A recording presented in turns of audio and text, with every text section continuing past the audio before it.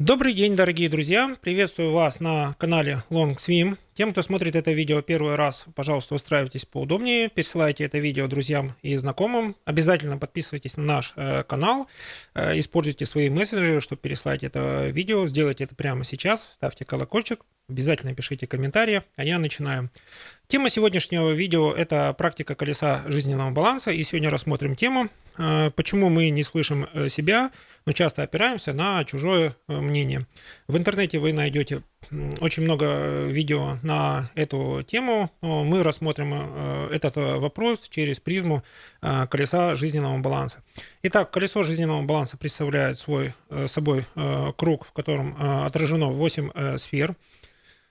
Круг позволяет видеть эти все сферы в комплексе. Если мы проведем диагностику колеса жизненного баланса, мы увидим, какие сферы в каких состояниях находятся.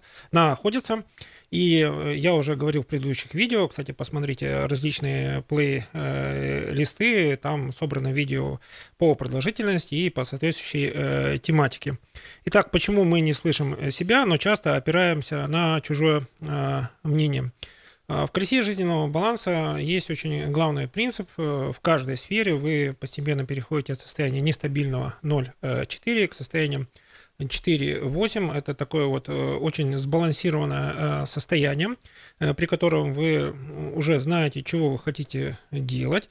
И вы постепенно отказываетесь, в зависимости от того, как чувствуете уверенность в своих силах, от решения все делать самой или самому, к тем действиям, которые вы можете делать совместно как бы с другими людьми, которые вас окружают. Для того, чтобы много действий делать совместно, нужно достаточно хорошо, объективно оценить свои возможности. В каких случаях это лучше сделать самому, в каких случаях это можно делегировать кому-то другому. В итоге цель вы получаете свою, о которой мечтали, которую спланировали, но достижение этой цели – это результат помощи других людей, чаще всего это осознанные. Этих людей мы называем единомышленниками, и поэтому все видео на нашем YouTube-канале оно посвящено поиску единомышленников. То есть вы, постепенно просматривая наше видео, понимаете, как находить единомышленников. Для многих из вас это органический поиск. Вы пройдете состояние от скептизма, когда вы будете смотреть видео, в котором я что-то рассказываю об инструментариях, о различных возможностях колеса жизненного баланса. Вы постепенно придете к тому состоянию, что да, действительно, на нашем канале собраны прекрасные видео, но большая ценность этих видео заключается в том, что они мотивируют вас на какие-то активные действия, они мотивируют вас к анализу собственной жизни, и самое главное, вы от эмоций переходите к действиям. Проведя какие-то действия, вы получаете необходимый опыт и ту уверенность в себе, которая позволяет вам реализовывать ваши мечтания. В каждой сфере у вас есть какая-то своя ваша уникальная миссия, чего вы хотите, каким способом вы хотите это достичь. Но общая миссия колеса жизненного баланса Long Swim – это профессиональное и личное долголетие. Итак, почему мы не слышим себя? Давайте это все рассмотрим в каждой сфере конкретно. Почему мы не слышим себя, какие там бывают варианты и почему больше опираемся на чужое мнение. Предварительный вывод всегда такой: в состоянии 0,4 чаще всего вы будете испытывать безумное желание не принимать решения, и вы чаще будете прислушиваться к чужому мнению. Неважно, это мнение экспертное для вас, значимое для вас или незначимое, в состоянии 0,4 вам всегда не хватает информации для принятия решений. Но как только вы попадете в ту ситуацию, когда вам нужно, вы вынуждены принимать решение, вы сразу найдете быстро решение, поэтому в каждой сфере вот эти вот вынужденные ситуации, они заставляют вас принимать решения, и для вас это такой вот спасительный круг. Вот наступила вот эта вот та ситуация, где вы почувствовали себя героем, потому что вы преодолели эту ситуацию. Философия колеса жизненного баланса построена немножко по-другому. Вы сами планируете те цели, которые для вас желаемые. Решение выбора пути или там 2 или 3 варианта решения цели приведут вас к тому, что вы эту цель достигнете гарантированно, там, с запасом ресурсов, с перестраховкой какой-то, или вы достигнете этой цели, ну, на пределе своих возможностей. Такое тоже бывает, не нужно это расстраиваться. Цель, она стоит того, чтобы, ну, как бы к ней идти. И не забываем, что деньги приходят на цели, если цели нет, деньги приходят на жизнь, поэтому всегда, как только вы сформулируете свою цель, вам открываются безграничные возможности. Мы еще раз напоминаем, что для того, чтобы двигаться к цели, вам нужно знать, с чего можете начать, поэтому обратитесь к экспертам, они вам подскажут свое мнение. Оно для вас может быть решающим или не решающим, но это даст вам необходимую информацию. А самое главное, что вам могут дать эксперты, они могут дать понимание, чего можно достичь, при каком временном промежутке, при каких усилиях. Вот здесь вот важно прислушаться к мнению, но не обязательно на него опираться, потому что всегда нужно опираться на свое внутреннее состояние интуиции, на понимание того, чего вам говорит профессиональный опыт, и понимание, как эта цель будет важна для вашего любимого человека, для ваших окружающих. Почему? Потому что вы живете не в вакууме, вы живете в социуме, и иногда нужно искать компромисс. Иногда нужно искать компромисс между способом достижения цели и теми ресурсами, которые будут в них задействованы. Итак, в сфере отношения и семья, почему мы не слышим не слышим себя? Это чаще всего признак того, что вы находитесь в состоянии 0,4.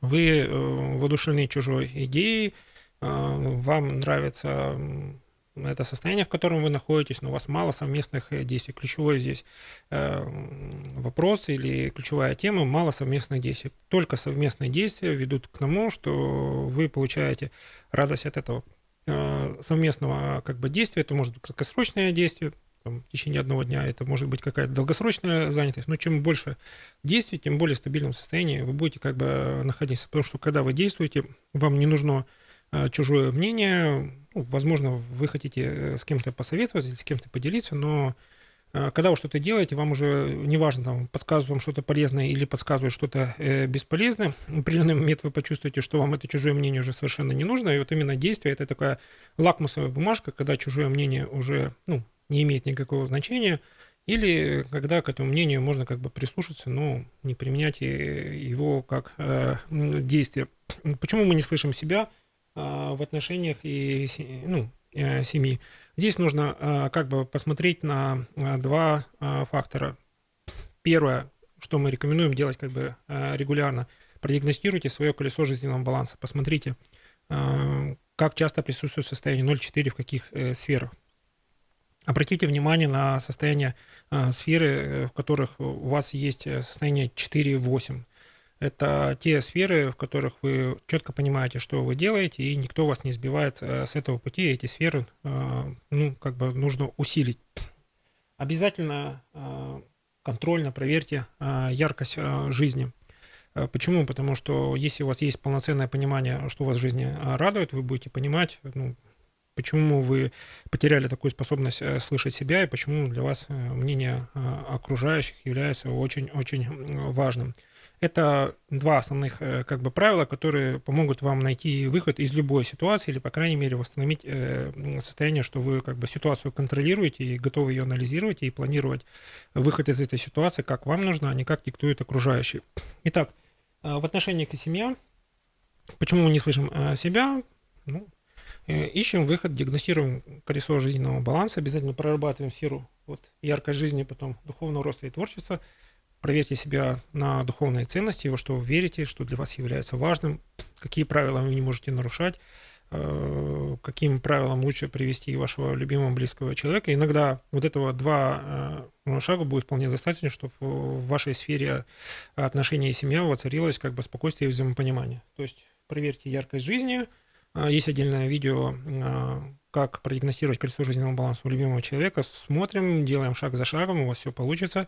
Дальше проверяем сферу духовного роста свою и любимого человека. Смотрите, насколько совпадают ваши духовные ценности. Я уверен, что если совпадение есть, всегда есть повод как бы поговорить и попросить любимого человека, любимую женщину чаще общаться и искать совместно, какие действия могут прийти к полному привести вас к полному взаимопониманию. Итак, следующая сфера. Друзья и окружение. Почему мы не слышим себя? Ну, часто опираемся на чужое мнение. Друзья и окружение – это то, что вы в течение жизни постепенно наполняете. Родственники не увеличиваются, потому что это дано нам от природы, это сила вашего рода, там есть неиссякаемый источник энергии и вдохновения, если умеете этим пользоваться. Друзья и знакомые – это результат вашей профессиональной деятельности, занятия спортом, и в других сферах можете приобретать единомышленников. Важно понимать, что вас связывает, за что вас люди ценят, являетесь ли вы источником вдохновения для своих окружающих. И здесь нужно опять вернуться к тем видео, которые уже записаны, потому что вы посмотрите видео, и вам станет понятно, что если вы проработаете сферу яркость жизни, то есть когда вы чувствуете, что устали, вы стремитесь посещать те места, которые дают вам возможность реабилитироваться, восстанавливаться, потом вы начинаете понимать, что вы сами становитесь источником вот этого состояния вдохновения, уверенности в себе и четкого понимания, чего вы хотите. Вот поэтому, проработав яркость жизни, вот вы в сфере друзья и окружения придете к тому состоянию, что вы будете и хорошо слышать себя, и люди будут четко понимать, чего вы хотите, почему важно вам помогать, потому что цели ваши хорошие, ясные, вы знаете путь их реализации, а не идти на поводу того, что ваши друзья и знакомые рекомендуют поучаствовать в их целях, где вы не понимаете степень вашей занятости, не понимаете, как вы будете участвовать в том, что цель достигнута. Просто вы являетесь палочкой-выручалочкой, таким вот волшебным человеком, который пришел, решил ситуацию. И я еще раз повторюсь, не обязательно в любых ситуациях нужно быть спасателем. Да, этой функцией важно обладать, но это не миссия вашей жизни. Миссия вашей жизни, ваше личное и профессиональное долголетие. Рассматриваем следующую сферу. Здоровье и спорт. Почему мы не слышим себя, но часто опираемся на чужое мнение. Здесь нужно понимать, что в сфере здоровья и спорта всегда вы будете сталкиваться с мнением разных экспертов, но вам нужно понимать. Сначала нужно довериться экспертам, потому что они должны вам продемонстрировать свой опыт и перевести к тому результату, который возможен в вашей ситуации. Это касается медицины.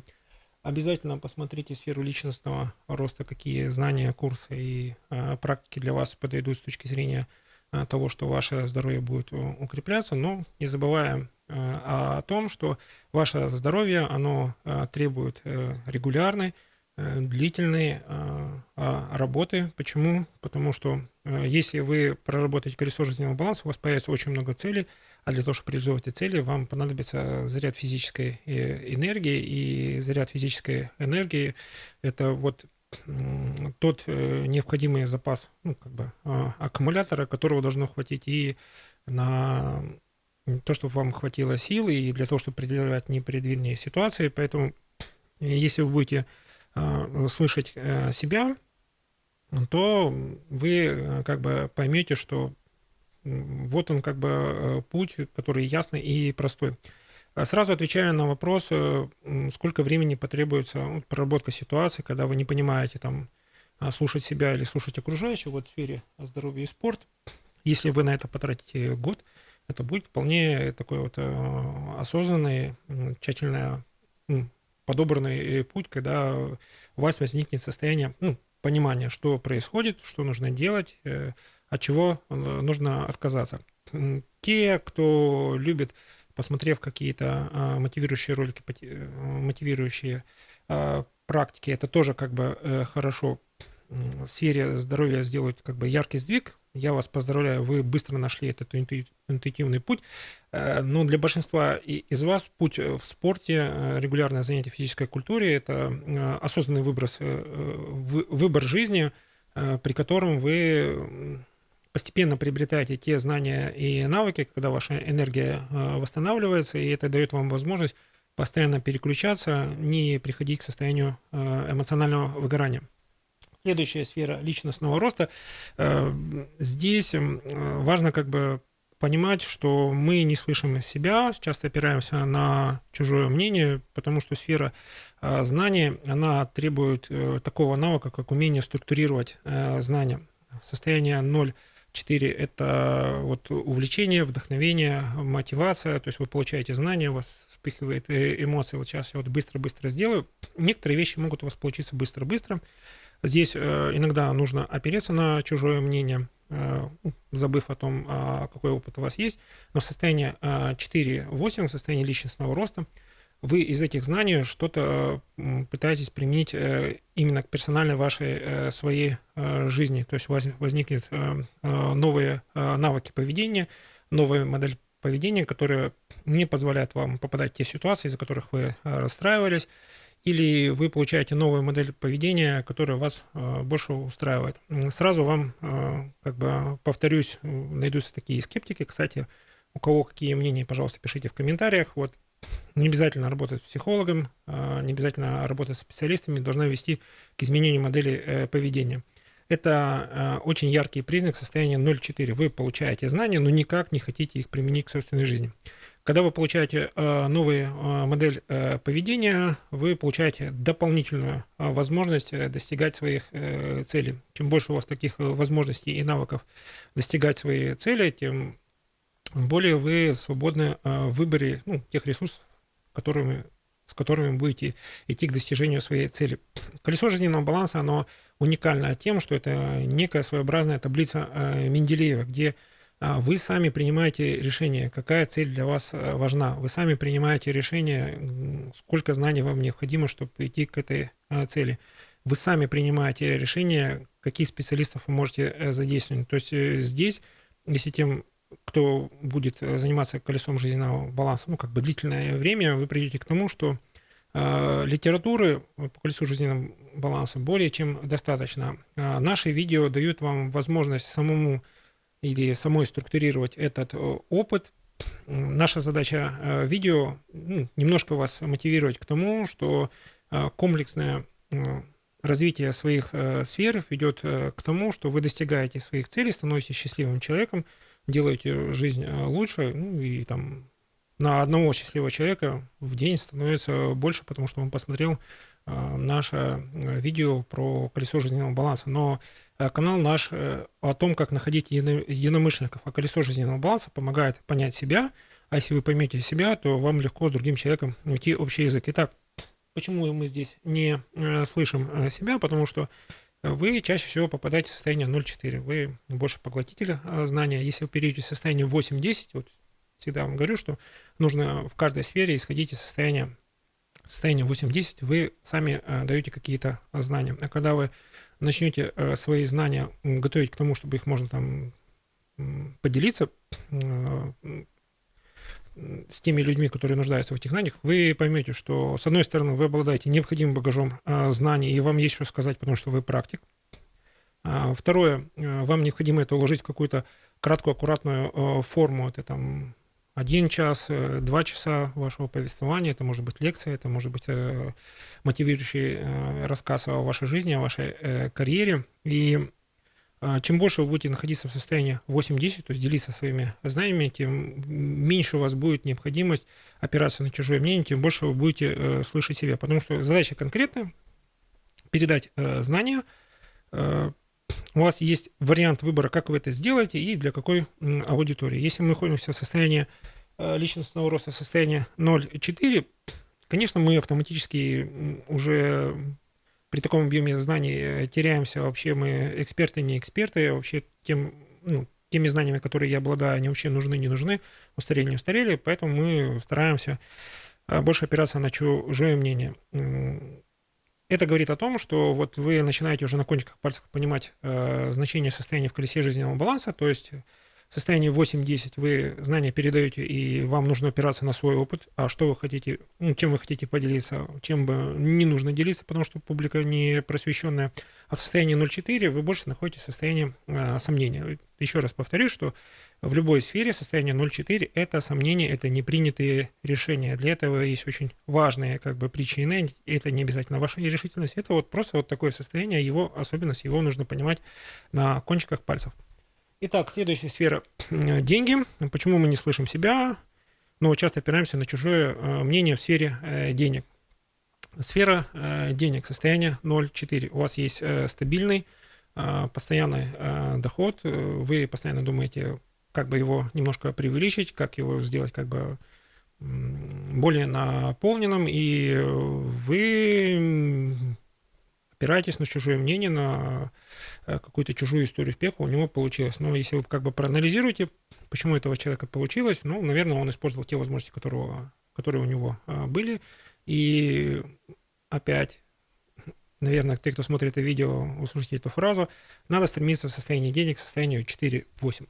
Постоянно рекламировать себя, свою экспертизу, свои товары и услуги. Почему? Потому что вы получаете отклик от рынка, и вы уже начинаете слышать как бы себя, что люди говорят о вас.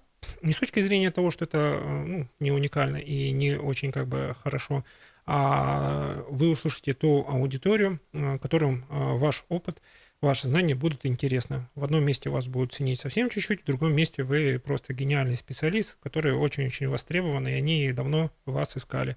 Поэтому жизнь и теория, она построена немножко по-другому. В одном месте не могут задействовать ваш потенциал на 10%, а в другом месте вас ждут и готовы предложить долгосрочный контракт. Переходим к следующей сфере, карьера и бизнес.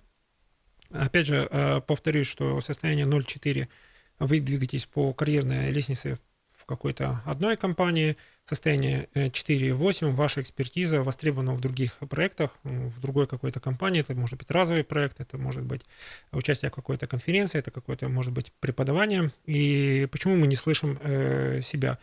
Первый вариант, вы уже ответ знаете, состояние 0,4 в своей нише, ваша экспертиза, она локализована вашей должностью и зоной ответственности, в которой вы находитесь. Состояние 4-8, у вас больше возможностей, больше выборов варианта решения. Вы уже просто должны принять какое-то решение, и для того, чтобы принять решение, вам не обязательно опираться на чужое мнение. То есть вот это вот состояние автоматически переводит вас из состояния сомнения в состояние действовать. Возможно, возникнет такая ситуация, что первый шаг, который вы сделали, покажется вам ошибкой, но именно из таких шагов ошибок набирается наш опыт, который очень хорошо ценится на рынке. Поэтому состояние 0,4 в сфере карьеры и бизнеса, оно такое может быть. Один раз в год, наверное, в нем нужно побыть, чтобы понять, как вы себя чувствуете в этом состоянии, насколько у вас возникает как бы критичность, но вы должны как бы понимать, что ваша экспертность растет тогда, когда вы принимаете самостоятельное решение действовать. Следующая сфера — духовный рост и творчество. Почему не слышим себя? Потому что мы начинаем сомневаться в том, что мы делали. Это состояние 0,4.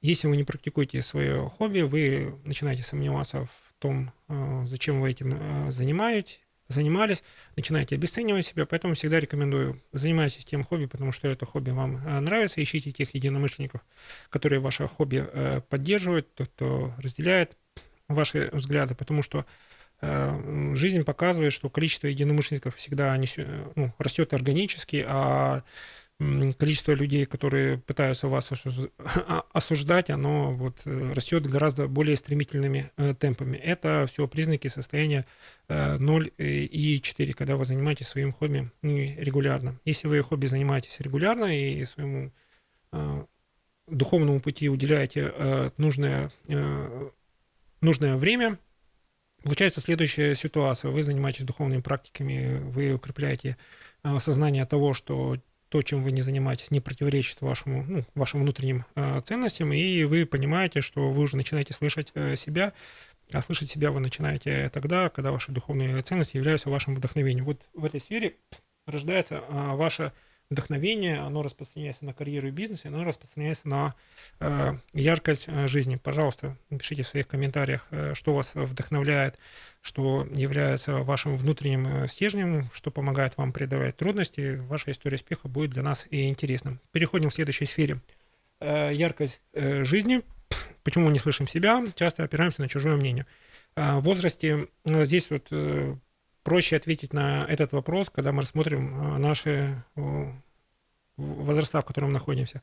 Если вам там 40-50 лет, вы уже в многих местах побывали, уже вам есть чем сравнить, у вас уже есть искреннее желание там иные места посетить несколько раз, а некоторые места уже нет смысла посещать, потому что вам все просто и понятно. Может, стоит поменять компанию, может, стоит там изменить длительность поездки.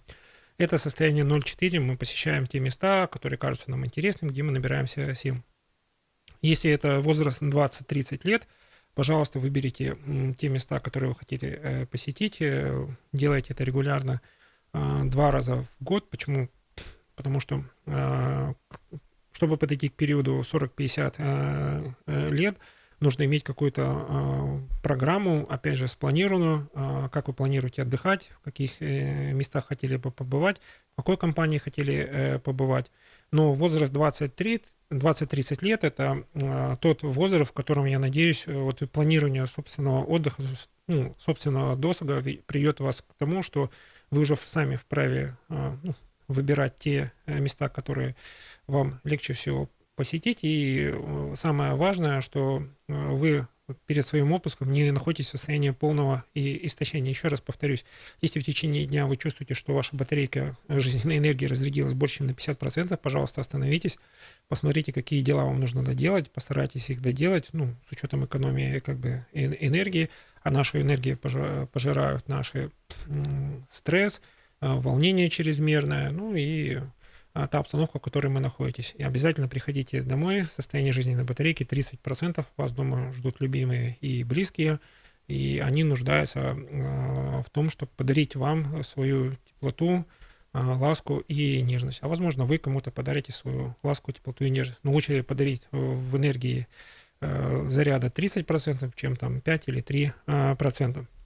Итак, в яркости жизни, если мы переходим в состояние 8-10, вы переполнены энергией, всегда вам рекомендую в каждой сфере рассматривайте каждую сферу через состояние 8-10. Вы переполнены энергией, вас переполняет желание что-то сделать. Вот из состояния 0,4 вам энергетики не хватает, в состоянии 8-10 у вас энергетика в избытке. И я всем вам желаю, чтобы вот эта вот энергетика избытка помогала другим людям, которые находятся рядом с вами, услышать себя, опять вернуться к своим целям и задачам, которые когда-то были, чтобы у вас вернулись силы, или вы кого-то вдохновили на вот эти вот подвиги, на достижение своих целей. Я желаю, чтобы в вашей жизни все получилось. Пожалуйста, пишите вопросы, которые вас волнуют. Мы в практике колеса жизненного баланса обязательно рассмотрим вашу ситуацию или кратко, или подробно, в зависимости от того, сколько лайков вы будете ставить нашим видео. Всем желаю хорошего дня. У вас обязательно все получится.